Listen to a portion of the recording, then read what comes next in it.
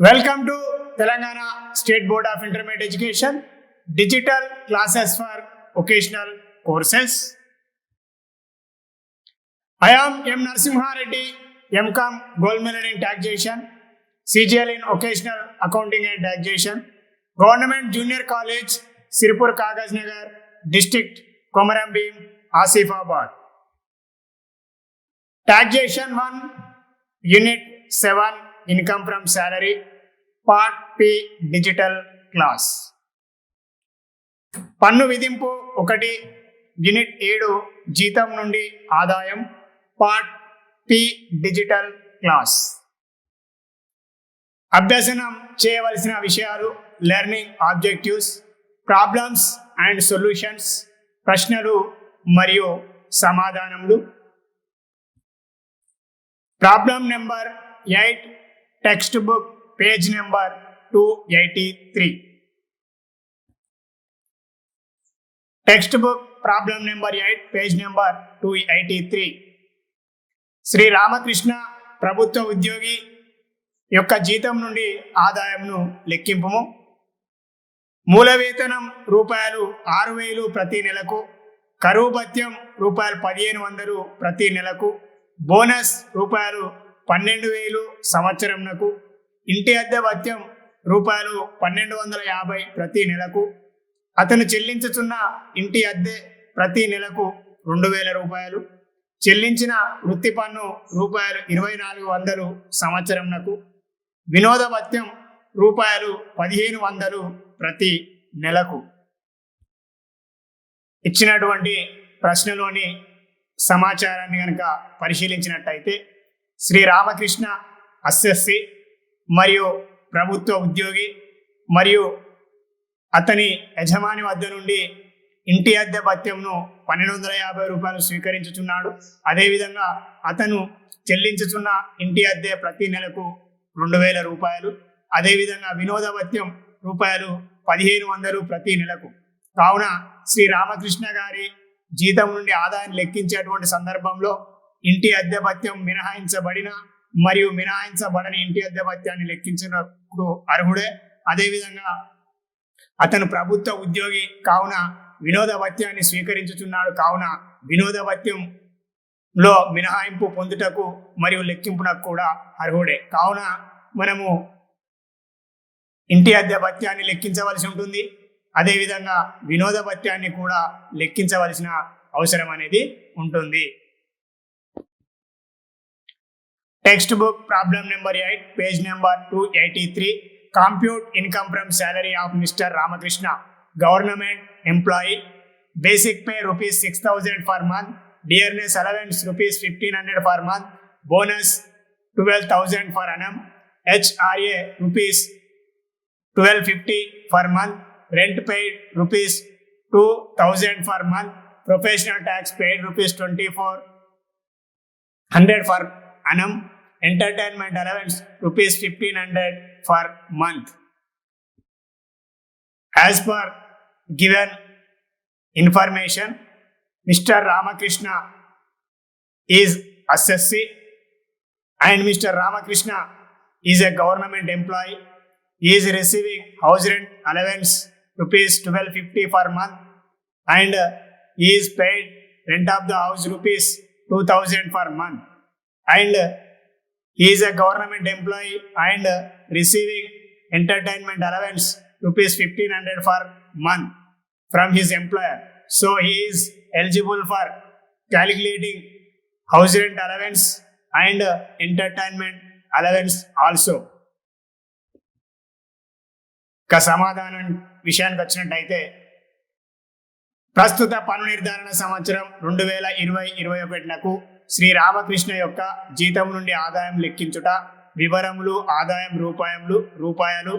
1వ ఉపశీర్షిక కింద వచ్చేటువంటి అంశాలు: మూల వేతనము 6,000 ప్రతి నెలకు, మల్టిప్లై విత్ 12 72,000 మూల వేతనం, బోనస్ 12,000 సంవత్సరానికి, మల్టిప్లై విత్ 1 12,000. ఇక్కడ 1వ ఉపశీర్షిక జీతం నందు మూల వేతనం పూర్తిగా పన్ను విధించబడేటువంటి ఆదాయం, అదేవిధంగా బోనస్ కూడా పూర్తిగా పన్ను విధించబడేటువంటి ఆదాయం. ఇక రెండవ ఉపశీర్షిక అయినటువంటి భత్యాలు, భత్యంల విషయానికి వచ్చినట్టయితే కరువు భత్యం నెలకు 1500 రూపాయల చొప్పున 12 నెలల కాలానికి 18,000 రూపాయలను స్వీకరించుచున్నాడు. కావున కరువు భత్యం పూర్తిగా పన్ను విధించబడేటువంటి భత్యం. అదేవిధంగా ఇంటి అద్దె భత్యం మినహాయింపు కానిది సి వర్కింగ్ నోట్స్ నెంబర్ 1 = 0. అంటే ఇంటి అద్దె భత్యం మినహాయింపు కానిది 0 అంటే పన్ను విధించదగు ఇంటి అద్దె భత్యం ఏమీ లేదు అని దాని అర్థం. అదేవిధంగా దానికి సంబంధించినటువంటి వివరణను, దానికి సంబంధించినటువంటి సమాచారాన్ని చిత్తు పని 1 నందు మనము చూపించవలసి ఉంటుంది. అదేవిధంగా వినోద భత్యం 1500 × 12 = 18,000 రూపాయలు. శ్రీ రామకృష్ణ గారు వినోద భత్యాన్ని 1500 ప్రతి నెలకు స్వీకరించుతున్నారు. అదేవిధంగా 12 నెలల కాలానికి 1500 × 12 = 18,000 రూపాయలు. అంటే శ్రీ రామకృష్ణ గారు స్వీకరించిన వాస్తవమైనటువంటి వినోద భత్యాన్ని ముందుగా భత్యాలు శీర్షిక నందు వాస్తవంగా స్వీకరించినటువంటి మొత్తాన్ని మనము చూపించవలసి ఉంటుంది, అదేవిధంగా రాయవలసి ఉంటుంది. అదేవిధంగా వినోద భత్యాన్ని తగ్గింపుగా ఇవ్వబడేటువంటి వినోద భత్యాన్ని స్థూల జీతం నుండి ఆదాయం నుండి తగ్గింపుగా ఇవ్వవలసి ఉంటుంది. అంటే ఇప్పుడు శ్రీ రామకృష్ణ గారు వాస్తవంగా స్వీకరించినటువంటి మొత్తం 1500 రూపాయలు ప్రతి నెలకు 12 నెలల కాలానికి 18,000 రూపాయలను మనము రెండవ భత్యాల శీర్షికలో తప్పనిసరిగా చూపించవలసి ఉంటుంది. అదేవిధంగా మూడవ ఉపశీర్షిక పరిలబ్ధులు. ఉపశీర్షిక పరిలబ్ధుల నందు మనము శ్రీ రామకృష్ణ గారు ఎటువంటి మొత్తాలను స్వీకరించలేదు కావున డాష్.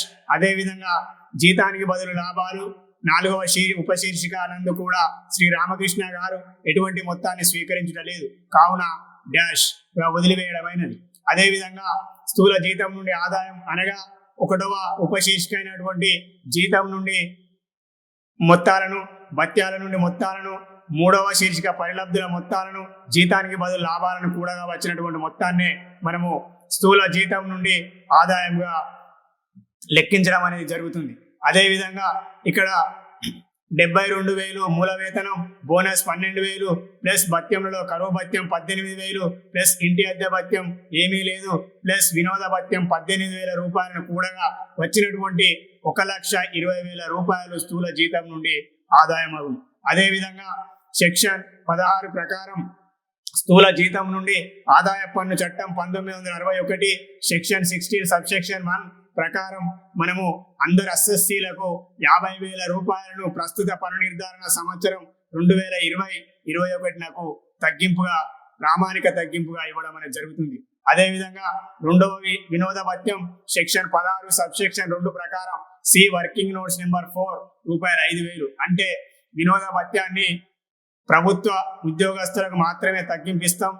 ఈ ప్రశ్న నందు శ్రీ రామకృష్ణ గారు ప్రభుత్వ ఉద్యోగి కావున లెక్కించినటువంటి మినహాయించబడేటువంటి ఇంటి అద్దె భత్యం వర్కింగ్ నోట్స్ చిత్తు పని 4 ప్రకారం రూపాయలు 5,000.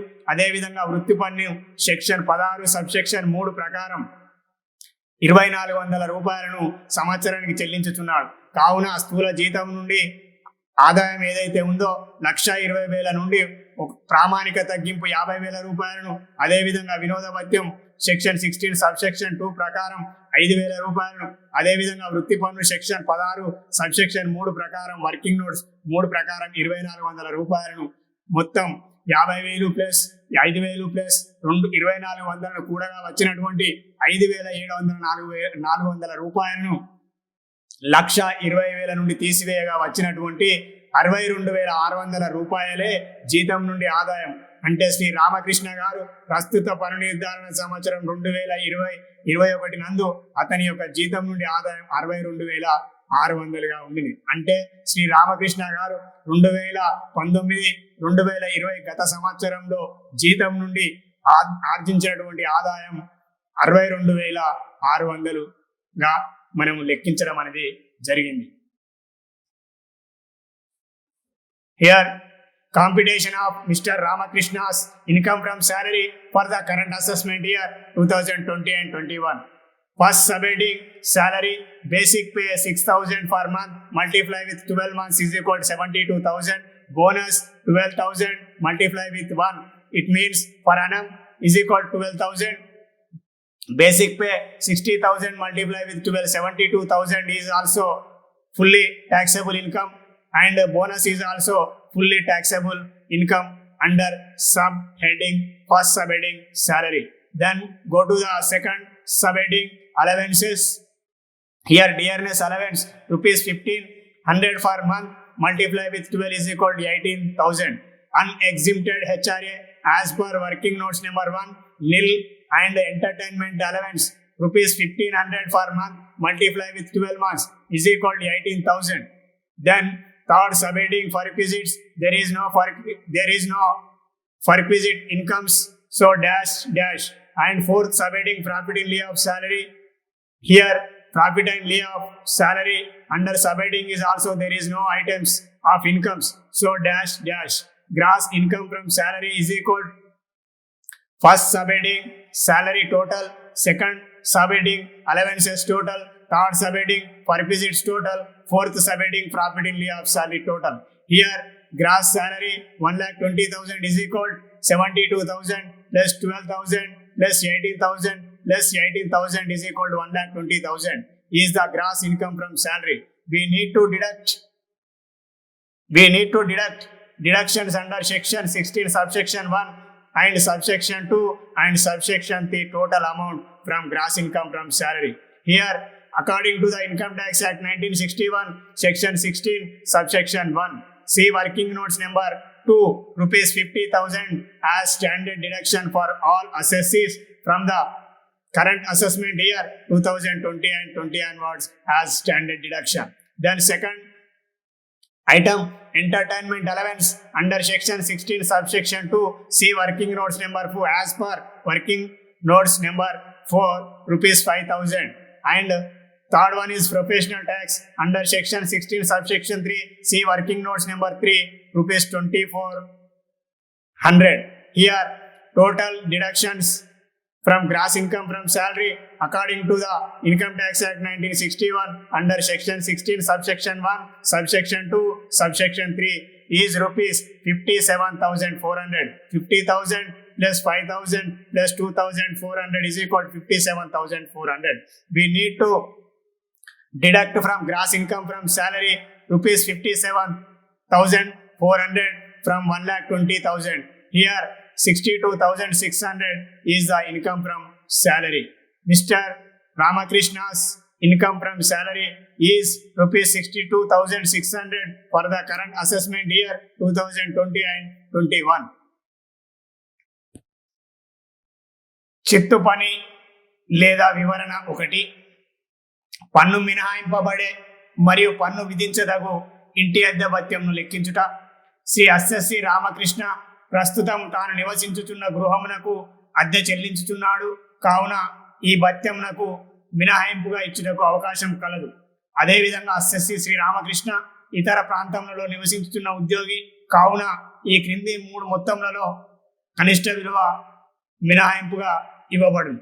అంటే శ్రీ రామకృష్ణ గారు ఇంటి అద్దె భత్యాన్ని స్వీకరించుచు, అదేవిధంగా అతను నివసించుతున్న అద్దె గృహమునకు అద్దెను చెల్లించుచున్నాడు, మరియు ఇచ్చినటువంటి సమాచారం నందు, ఇచ్చినటువంటి ప్రశ్న నందు మనకు శ్రీ రామకృష్ణ గారు ఏ ప్రాంతంలో నివసించుతున్నారనేటువంటి విషయాన్ని మనకు తెలియపరచలేదు. కావున మనము ఇతర పట్టణాల్లో నివసిస్తున్న అస్సెస్సిగా భావించి ఇంటి అద్దె భత్యాన్ని లెక్కించవలసి ఉంటుంది. కావున శ్రీ రామకృష్ణ గారిని ఇతర ప్రాంతంలో నివసించుతున్న ఉద్యోగిగా భావించడమైనది.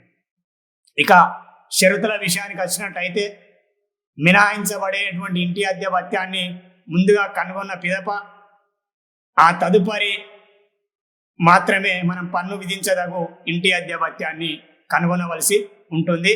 ఇందులో ఈ క్రింది 3 మొత్తములలో తక్కువగా ఉన్న విలువకు మాత్రమే మనము మినహాయించబడేటువంటి ఇంటి అద్దె భత్యంగా లెక్కించవలసి ఉంటుంది. షరతు 1 ప్రకారం వాస్తవంగా స్వీకరించిన ఇంటి అద్దె భత్యం శ్రీ రామకృష్ణ గారు 1,250 రూపాయలు ప్రతి మాసమునకు ఇంటి అద్దె భత్యంగా యజమాని వద్ద నుండి స్వీకరించుతున్నారు కాబట్టి సంవత్సర కాలానికి 1250 ఇంటూ 12 నెలల కాలానికి 1500 రూపాయలు. అదేవిధంగా అతను నివసించుతున్నటువంటి గృహంకు చెల్లించిన అద్దె అతను 2000 రూపాయల చొప్పున ప్రతి నెలకు అతను నివసించుతున్న అద్దె గృహమునకు అద్దె చెల్లించుతున్నాడు. కావున ఆ చెల్లించిన అద్దె నుండి జీతంలో 10% మనము తీసివేయడం వచ్చినటువంటి మొత్తాన్ని రెండవ షరతుగా మనము అమౌంట్ మొత్తాన్ని లెక్కించవలసి ఉంటుంది. ఇక రెండవ అంశం విషయంలో చెల్లించిన అద్దె 2000 మల్టిప్లై విత్ 12 = 24,000. అదేవిధంగా జీతంలో 10% అనగా మనకు ఇక్కడ జీతం అంటే ఈ ఇచ్చినటువంటి ప్రశ్న నందు మూల వేతనం మాత్రమే. మూల వేతనము 6,000 ప్రతి నెలకు మల్టిప్లై విత్ 12 = 72,000. గమనికలో జీతం మూల వేతనం 6,000 మల్టిప్లై విత్ 12 = 72,000 అనగా 24,000 రూపాయల నుండి 72,000 మీద 10% తీసివేయగా వచ్చినటువంటి మొత్తం 16,800. ఇక రెండవ షరతు 22,000 × 12 = 24,000 మైనస్ 72,000 × 10/100 = 16,800 ఔటర్ కాలంలో తీసుకొనవలసి ఉంటుంది. అదేవిధంగా మూడవ షరతు జీతంలో 40%. అంటే శ్రీ రామకృష్ణ గారు ఇతర పట్టణంలో నివసించుతున్నటువంటి ఉద్యోగి, అదేవిధంగా ఇతర పట్టణాల్లో నివసించేటువంటి ఉద్యోగికి మనం జీతంలో 40% లెక్కించవలసి ఉంటుంది. కావున 6,000 × 12 = 72,000 × 40/100 = 28,800 రూపాయలు. అంటే మనము షరతు 1, షరతు 2, షరతు 3 ప్రకారం లెక్కించినటువంటి మొత్తాలను కనుక పరిశీలించినట్టయితే 15,000 రూపాయలే మనకు కనిష్ట విలువగా గుర్తించడం అనేది జరిగింది. 16,800 ఎక్కువగానే ఉండడం జరిగింది. అదేవిధంగా 28,800 కూడా ఎక్కువగానే ఉండడం జరిగింది.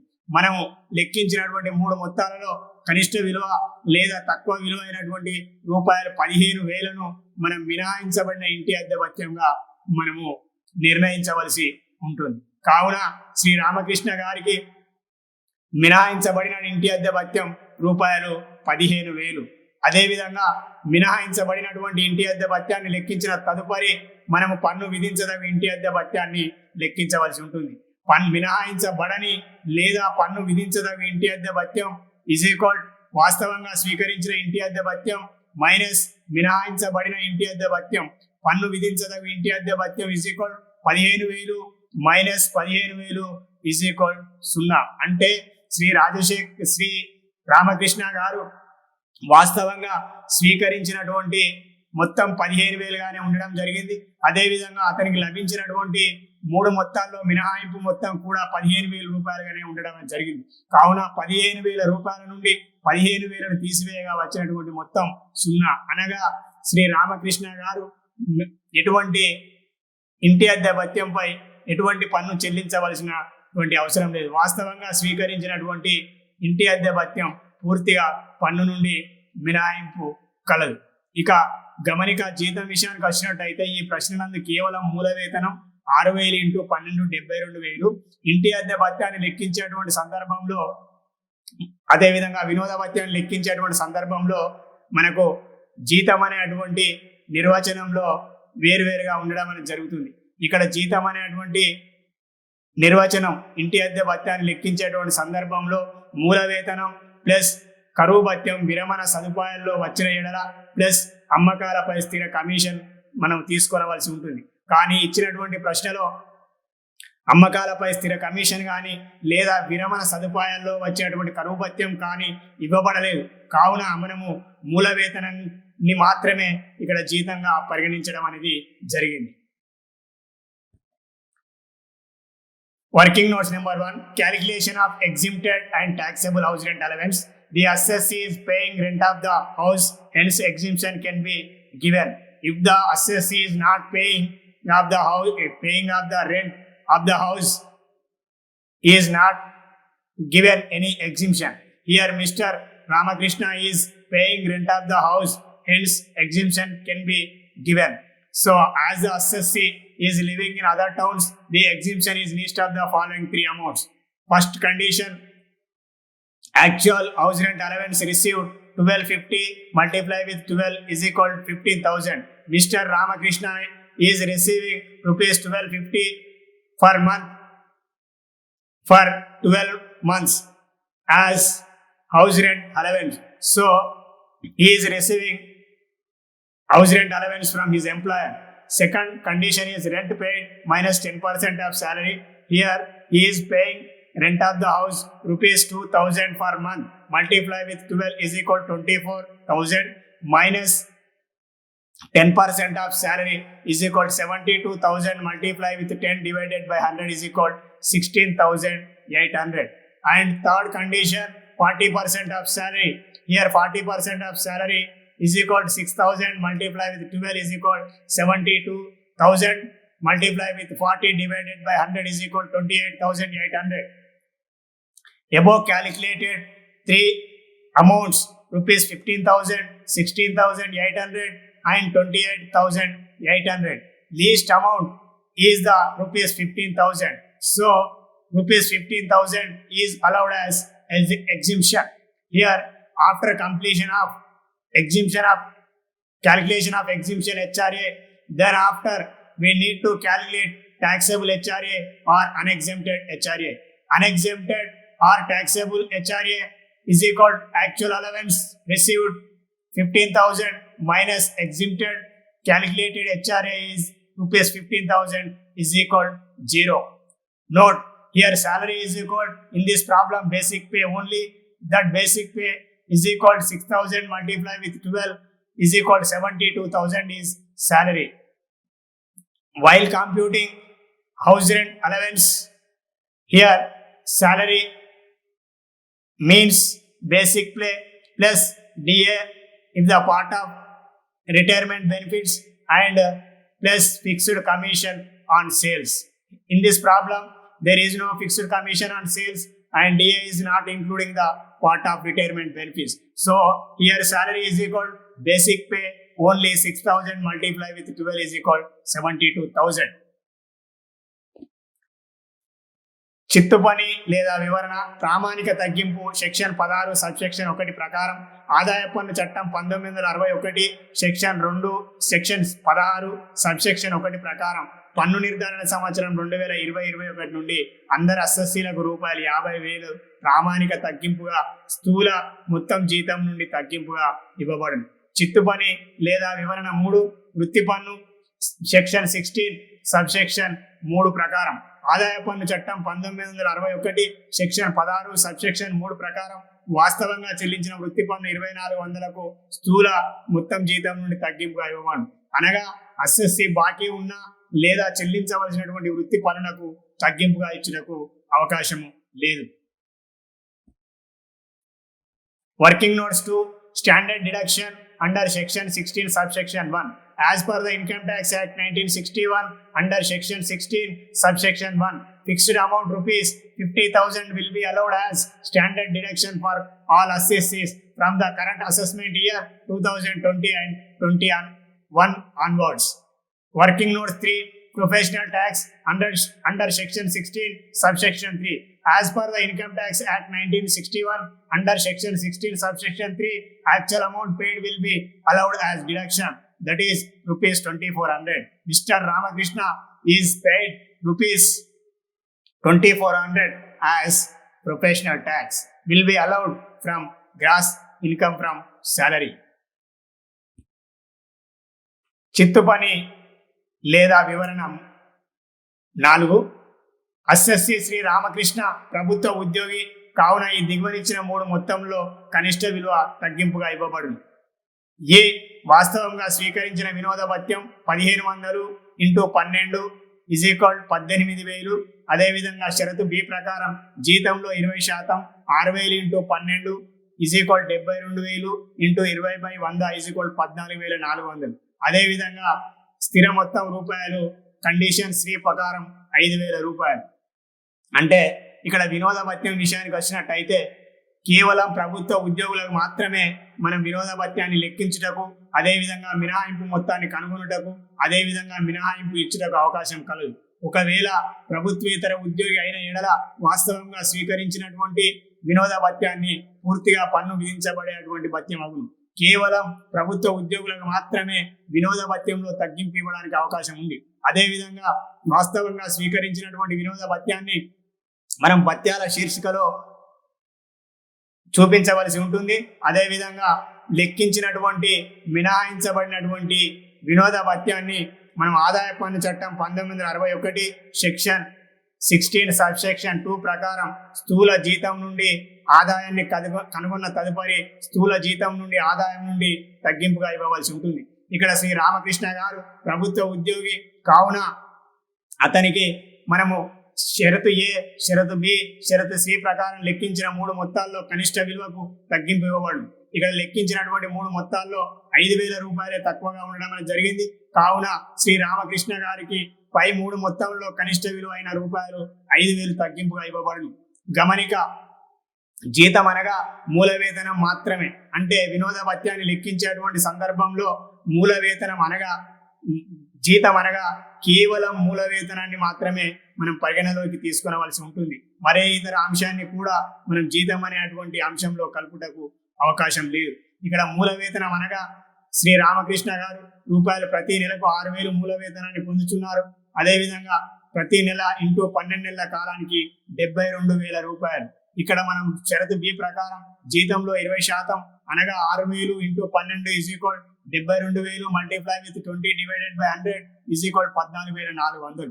కావున శ్రీ రామకృష్ణ గారికి లెక్కించినటువంటి 3 మొత్తంలో కనిష్ట విలువ రూపాయలు 5,000. కావున శ్రీ రామకృష్ణ గారికి రూపాయలు 5,000 తగ్గింపుగా ఇవ్వబడు.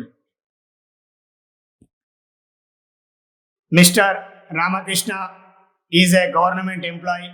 So the list of the following 3 amounts is allowed as deduction. As per the income tax rules, as per the Income Tax Act 1961, Section 16, Subsection 2, entertainment allowance is allowed as deduction for especially to the government employees only. Here Mr. Ramakrishna is a government employee. So list of the following 3 amounts is allowed as deduction. The deduction is list of the following 3 amounts. According to the condition A, actual amount of allowance received as entertainment allowance rupees 15,100 multiply with 12 is equal to 18,000. And condition B, 20% of salary is equal to 6,000 multiply with 12 is equal to 72,000 multiply with 20 divided by 100 is equal to 14,400. Here condition C, rupees 5,000 fixed amount. Here least value of the above calculated 3 values, 18,000 is higher and 14,000 is higher than the 5,000. 5,000 is the least amount. So rupees 5,000 will be allowed as deduction. Here note, salary means basic pay only. Here salary is equal 6,000 per month multiply with 12 months is equal to 72,000. While computing entertainment allowance, here salary definition or salary means only basic pay. Here basic pay is rupees 6,000 per month multiply with 12 months is equal to 72,000. Here allowable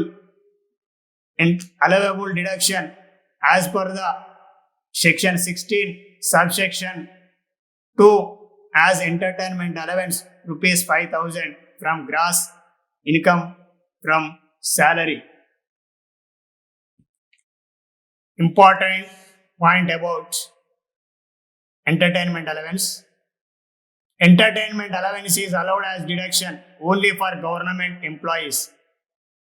The term government employees includes central government or state government employees, but does not include the employees of statutory corporation and local authorities and for non-government employees. Also, it is not allowed as deduction. It means the entertainment allowance especially allowed to the government employees. The term government employees means central government employees and state government employees. Entertainment allowance is not allowed to the non-government employees, private employees and corporation employees and local authority employees. Here, salary means definition of salary is equal only basic pay for while computing entertainment allowance. Thank you.